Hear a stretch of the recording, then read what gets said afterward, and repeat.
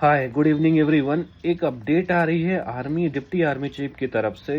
उन्होंने ये बताया है कि ऑपरेशन सिंदूर के टाइम पे हम सिर्फ पाकिस्तान से नहीं लड़ रहे थे। हम पाकिस्तान ओनली एक कंट्री नहीं था जिससे हम लड़ रहे थे। हम उस समय एक साथ 3 कंट्री से लड़ रहे थे, क्योंकि पाकिस्तान को जो है वो डिफेंस सप्लाई दे रहा था तुर्की, और उसको जो है वो टेक्निकली मतलब कह सकते हैं, मतलब एक्यूरेट डेटा से रिलेटेड जो है वो जानकारी दे रहा था चाइना की, कहाँ पे क्या मूवमेंट है, क्या अगला नेक्स्ट प्लान है, क्योंकि उसका जो सैटेलाइट है वो काफ़ी अच्छा माना जाता है। तो 3 देशों से हम, और ऐसा मानना है हमारे डिप्टी आर्मी चीफ का कि चाइना जैसी पावर चाइना जैसी पावर भी इन्वॉल्व थी इसमें।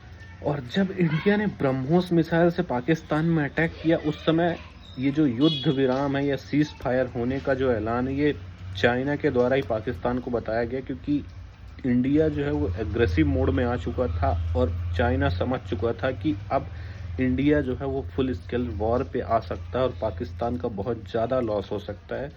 इसलिए चाइना ने पाकिस्तान को कहा कि तुम अमेरिका को बोलो कि सीज फायर जल्द से जल्द।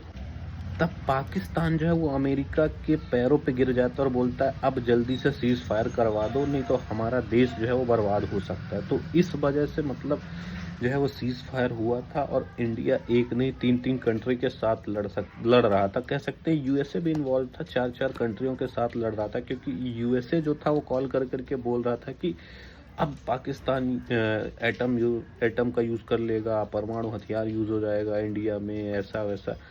तो ये सब चीज़ें जो थी वो इंडिया ने देख लिया कि क्या पावर।